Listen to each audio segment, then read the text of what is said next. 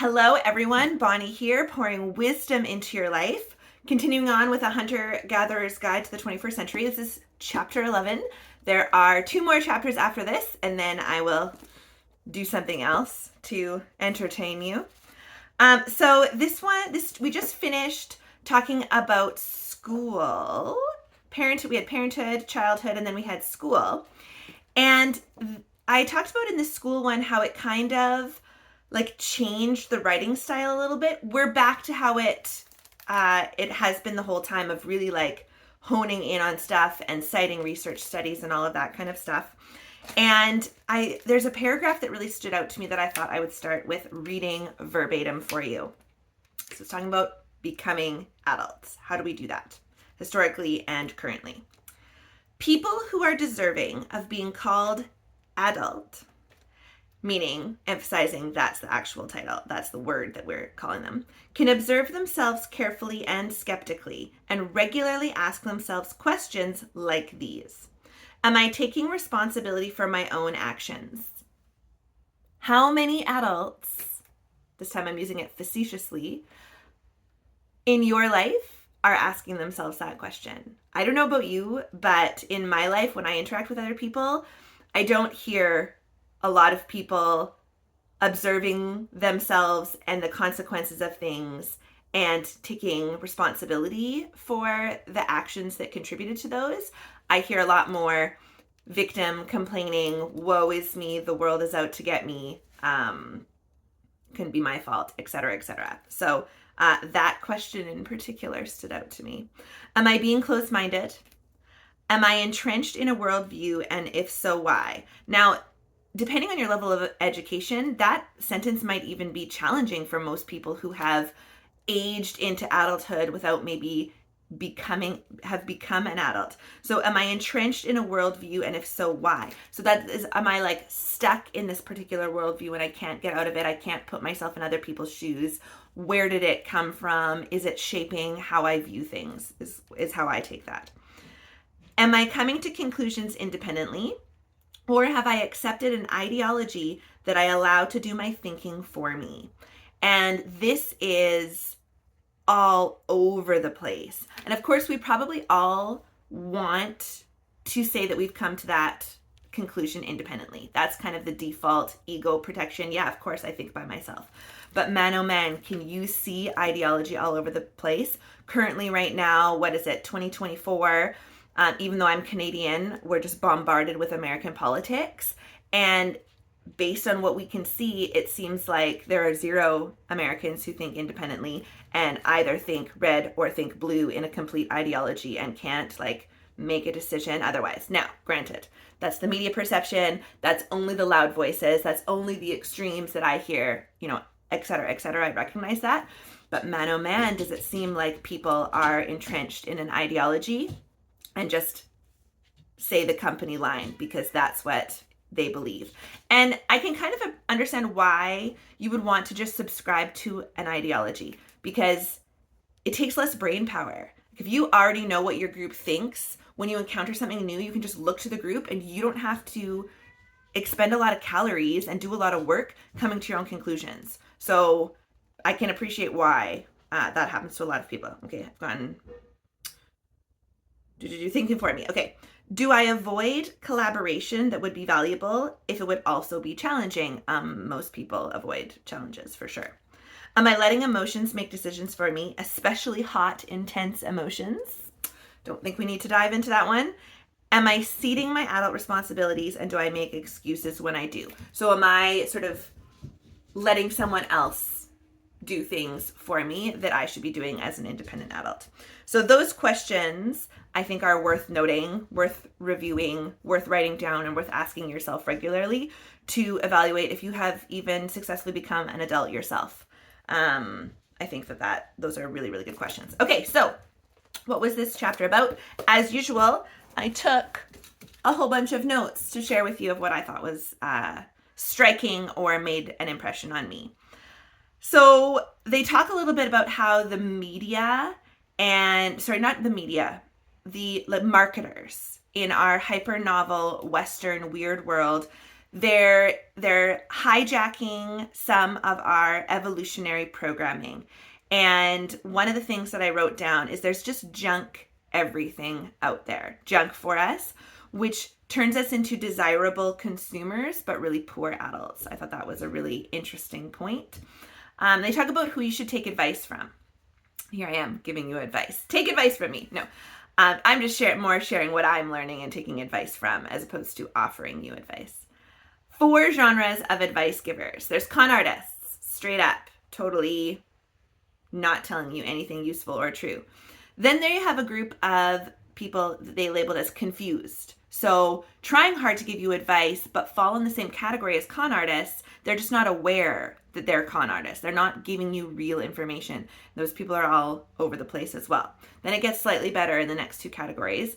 There's the ones that have stumbled across something useful for them and are, trying to share it for you, but it was useful for them and may or may not actually be useful for you and your unique circumstances. Like, we are very complex creatures, and just because, I'm allergic to one thing, taking that out helped me. Like, you might not be sensitive to that, so that doesn't work for you. I'm actually not allergic to anything, so that was a silly example, but you know what I mean.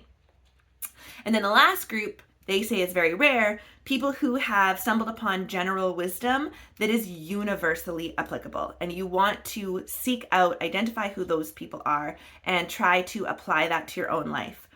And unfortunately, the only way to do that is kind of a way that, like, scientists don't really like, because it's N of 1 experiments. And what I mean by that is you have to apply it to yourself and then evaluate if it's actually worthwhile for you. And it may or may not work for anyone else, but if it works for you, then that's useful information for you. So you have to, your task as an adult is to go out, sort the nonsense from what might be useful, and then experiment and try if that is actually useful for you and evaluate it. And that sounds really simple, but it's actually very challenging and very complex to be able to do that. So for example, they talk about too how you have to go into it wholeheartedly. So the example they gave was gluten. So a couple years ago, gluten really rose in popularity, and they, not popularity, but like in awareness of people. And they thought it was just going to be another fad. And one of the authors, Brett, was suffering from a lot of asthma and allergens, and was using nasal spray, and nothing was really working. And so on a whim, kind of just, let's give something a try, completely cut gluten out of his life. Totally gone. He didn't try, he didn't cut back, any of that stuff. It was like, get it out, gone. And after a number of years of doing, I don't know how long it took to notice, but now after a number of years, no allergy symptoms. So for him, he really does have a gluten sensitivity, and that made sense. But Heather, the other one, she didn't have to do that because she wasn't having that. So they came to the conclusion that gluten wasn't like gluten sensitivity wasn't a made up thing, but it's not a universal thing. It's not bad for every single person out there. So I thought that was a good example because it was pretty relevant. I see gluten-free stuff all the time. Okay, so one of the things that they suggest that we do to help us get grounded in reality is to go out and spend time in nature. And what that does is it forces you to actually interact with the physical world and recognize that your actions have consequences. And we have separated ourselves so much from nature that we're kind of losing that, especially with kids. Like, you don't see kids just running amok willy-nilly out in nature. They're very indoor, very contained, very clean, very like hyper supervised, and in front of a screen, which we've already talked about in previous videos, and they're not getting to experience that actions have consequences. And not even in like a negative like punishment kind of way. Like, we say that actions have consequences when we're upset and like, you did this and now there's a consequence. But just like what they're talking about and what I'm talking about is like pushing a rock down a hill. Now the rock rolls. Like, that kind of actions, there's something that happens after an action. So get out in nature and experience physical reality.